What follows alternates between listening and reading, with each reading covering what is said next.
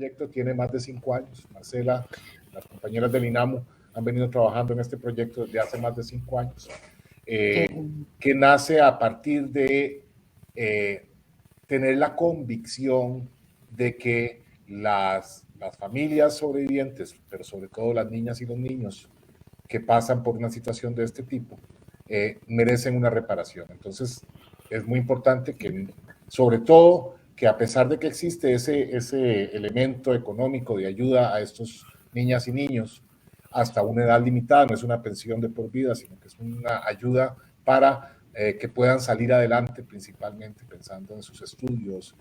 Y precisamente la ley establece que esa ayuda la recibirán hasta los 18 años o hasta los 25 si siguen estudiando. Entonces, es una ayuda muy pequeña, estamos hablando de un monto que es la mitad del salario de un oficinista del Poder Judicial, que en este momento está alrededor de los 220,000 colones. El cálculo, que también eso ha sido muy interesante en el proceso, había una invisibilización de ese dato, no sabíamos a ciencia cierta cuántos niños y niñas podrían verse beneficiados, porque ese ha sido un dato que no existía.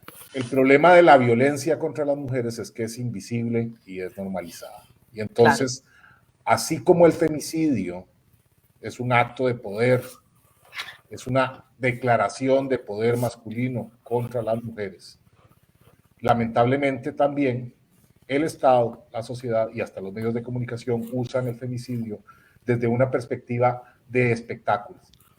Y cada vez que viene una nueva víctima se olvidan de la anterior. Así es. Nosotros como familias también parte de la necesidad y parte también de la importancia de esta ley es que no solo esa parte del estipendio o del salario que nos aclararon de parte del Ministerio de Hacienda de que había que verlo como un salario para los niños y niñas. Esa no es la parte más importante. Marcela aquí ha, digamos, establecido que también se establece esa prioridad que en teoría existe.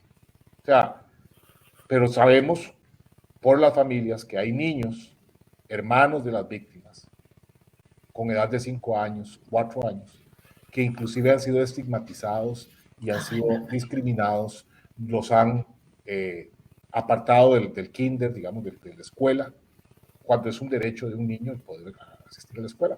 Pero lamentablemente la sociedad, aunque no lo quiera reconocer, tiene un estigma contra las víctimas.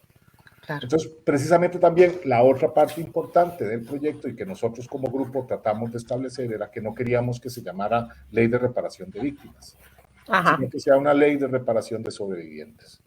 Porque efectivamente nosotros como seres humanos, y eso fue un momento de iluminación dentro del mismo grupo, nos tenemos que ver como sobrevivientes primero, porque con esto vamos a sobrevivir todas nuestras vidas, inclusive los niños y las niñas, pero además el acto de sobrevivir implica que tenemos un deseo y una necesidad de vivir y de vivir lo mejor y lo más plenamente posible. Entonces, parte también de la ley, ya hablamos, digamos, de la prioridad, hablamos del estipendio, del salario, está el asunto de la congelación de los bienes comunes de la víctima, para que en el proceso, lamentablemente, muchas veces el victimario hace uso de esos bienes comunes, los traspasa, los vende y termina, digamos, con ese capital común que tenían.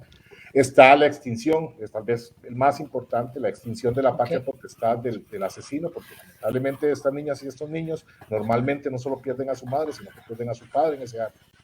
Pero además, como nos ha pasado a nosotros o a muchas familias, porque esto es muy común, existe la tendencia de parte de la familia del victimario de seguir victimizando a la familia de la víctima por medio de esa violencia vicaria con los niños y niñas.